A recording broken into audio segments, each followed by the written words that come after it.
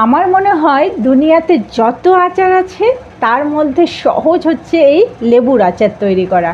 কারণ এই লেবুর আচারটা তৈরি করতে সত্যি বেশি কিছু উপকরণ লাগে না, আর চট জলদি তৈরি হয়ে যায়। তবে একটি যদি ভুল আপনি করে থাকেন তাহলে সমস্ত কিছুই আপনার বরবাদ হয়ে যাবে। বাই দ্য ওয়ে, আমি আনিশা, এএসএস রান্নাঘরে আপনাদের আবারও সকলকে স্বাগতম। আজকে আমি আপনাদের সঙ্গে শেয়ার করব লেবুর আচার। সেটি সঠিক নিয়মে আপনারা কিভাবে একটি লেবুর আচার তৈরি করবেন, আর একটি ভুলেই আপনাদের এই লেবুর আচারটা কিভাবে বরবাদ হয়ে যেতে পারে সেটিও আপনাদের সঙ্গে আজকে শেয়ার করব। ভিডিওটি স্কিপ না করে সম্পূর্ণটি দেখার অনুরোধ রইল। আমি এখানে টাটকা কিছু লেবু নিয়ে নিয়েছি এবং লেবুগুলোকে পরিষ্কার করে ধুয়ে মুছে নিয়েছি। সেই লেবুগুলোকে আমি এখানে এক একটা লেবুকে 8 ভাগ করে নিয়েছি। আপনাদের যদি মন চায় তাহলে এই সাইজটা বড় করতে পারেন এবং সেগুলোকে আপনারা 4 ভাগে ভাগ করতে পারেন। এখন আমরা লেবুর আচার তৈরির জন্য অবশ্যই একটা মশলা তৈরি করে নেব। সেটার জন্য চুলায় আমরা ফ্রাই প্যান বসিয়ে দিয়েছি। ফ্রাই প্যানে সর্ষের তেল দিলাম। সর্ষের তেলটা হালকা গরম হয়ে আসলে আমরা এখানে ব্যবহার করব 5 ফোড়ন। 5 ফোড়নটা যখনই ফুটে আসবে তখন আমরা এর মধ্যে অ্যাড করে দেব 2টো শুকনো লঙ্কা এবং 2টো তেজপাতা। এই দুটো কিন্তু অপশনাল, আপনারা চাইলে ব্যবহার করতে পারেন আর মন না চাইলে নাও দিতে পারেন। তো যখন এটা সামান্য গরম হয়ে আসবে চুলাটাকে অফ করে কিন্তু আমরা একটুখানি হলুদ দিয়ে দেব। এবং এখানে আমি খেজুর গুড় নিয়ে নিয়েছি। খেজুর গুড়টাকে ছোট ছোট পিস করে নিয়েছি আমি। এখন তেলের মধ্যে এই খেজুর গুড়টাকে দিয়ে দেব এবং চুলাটাকে অন করে অনবরত নাড়তে থাকবো গুড়টা যতক্ষণ পর্যন্ত গলে না আসে। আপনারা চাইলে এখানে সামান্য একটু জল অ্যাড করতে পারেন, কিন্তু আমি এখানে তেলটার মধ্যেই এই গুড়টাকে দিয়ে গলিয়ে নেব।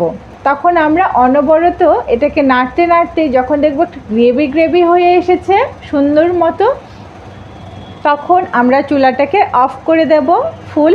এবং অফ করার পর আমরা এখানে শুকনো লঙ্কা, লাল লঙ্কাটা ব্যবহার করছি। লাল লঙ্কাটা দিলে এর কালারটা খুব গর্জিয়াস আসে এবং খুব সুন্দর হয়। দিয়ে দেব শুকনো জিরে গুঁড়ো, শুকনো ধনে গুঁড়ো এবং শুকনো মৌরি গুঁড়ো। মশলাগুলোকে অ্যাড করে দেওয়ার পরে আমি সমস্ত মশলাগুলোকে শুকনো খোলায় ভেজে গুঁড়ো করে নিয়েছি। এবং এখানে আমি সামান্য পরিমাণে মেথি গুঁড়ো ব্যবহার করব। দেখতেই পাচ্ছেন অনেক সামান্য, বেশি দেবেন না নইলে কিন্তু তেতো হয়ে যাবে। সামান্য পরিমাণে মেথি গুঁড়ো দিয়ে মশলাটাকে নেড়ে চেড়ে রুম টেম্পারেচারে নিয়ে আসবো। একেবারে ঠান্ডা হয়ে আসবে যখন, তখন আমরা এখানে অ্যাড করে দেব সামান্য চিনি। এবং এই চিনিটা অপশনাল, আপনারা চাইলে ব্যবহার করতে পারেন আর নইলে কিন্তু পরিমাণ মতো এখানে লবণ ব্যবহার করবেন। লবণটা একটু পরিমাণে বেশি লাগবে। লবণ অ্যাড করার পরে আপনারা যে কেটে রেখেছিলাম লেবুগুলো সেই লেবুগুলোকে অ্যাড করে দেব। দিয়ে নাড়াচাড়া করে 7 থেকে 8 দিনের মতো রোদে শুকিয়ে নিলেই আমাদের লেবুর আচার অলরেডি তৈরি। এবং সেটা অবশ্যই কাচের বয়মের মধ্যে আপনারা সংরক্ষণ করবেন এবং এই লেবুর আচারটা 1 বছর পর্যন্ত কিন্তু ভালো থাকে এবং খেতে অসম্ভব মজা হয়ে থাকে। রুটি, পরোটা, ভাত যেটাই বলেন না কেন একেবারেই খুবই দুর্দান্ত লাগে। এত সহজ, এত মজার একটা রেসিপি সত্যি আর অন্য কোনো আচারই এত সহজভাবে এত কম সময়ে চট জলদি তৈরি করা যায় না। তো এখানে আমি সামান্য একটু চিনি এবং লবণ দিয়ে এটাকে নেড়ে চেড়ে আলতো হাতে নাড়তে হবে। অবশ্যই হাত দিয়ে কষলিয়ে কষলিয়ে কিন্তু এই মশলাটাকে মাখা যাবে না। আলতোভাবে মেখে আমরা রোদে শুকিয়ে নেব 7 থেকে 8 দিন।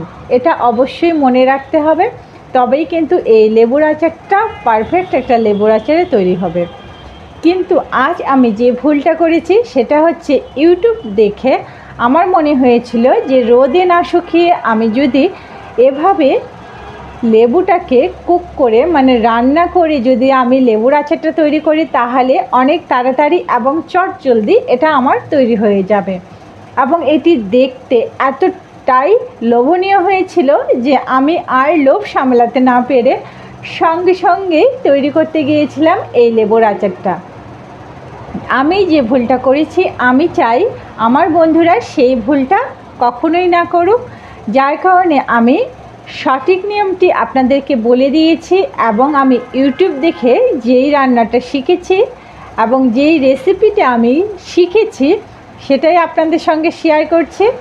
এখন আমি এটাকে সুন্দরভাবে জাল করে যখন এটা খুব সুন্দর একটা গ্রেভি হয়ে আসবে, আঠালো আঠালো ভাব হয়ে আসবে, সমস্ত রসটা শুকিয়ে যাবে, তখন আমি এটাকে তুলে নেব। এবং আপনাদেরকে মনে রাখতে হবে যে এই লেবুতে আছে ভিটামিন সি, আর ভিটামিন সি যখন আগুনের তাপমাত্রায় আসে বা অতিরিক্ত তাপমাত্রায় আসে তখন কিন্তু ভিটামিন সির যে গুণাবলী সেটা কিন্তু নষ্ট হয়ে যায়। আপনারা ইউটিউব দেখে এই সম্পর্কে আরও অনেক কিছু জানতে পারেন। এখন আমি দেখিয়ে দিচ্ছি যে এটা দেখতে কেমন লোভনীয় হয়েছে। এই আচারটা আপনারা কিন্তু কখনোই মুখে দিতে পারবেন না, এতটাই তেতো হয়ে থাকে, কিন্তু দেখতে সত্যি একেবারে অসাধারণ। প্লিজ লেবুর আচার কখনো জাল করে বা রান্না করে কখনোই করতে যাবেন না। ইউটিউব দেখে আমি যে ভুলটা করেছি আপনারা প্লিজ সেই ভুলটি কখনোই করবেন না।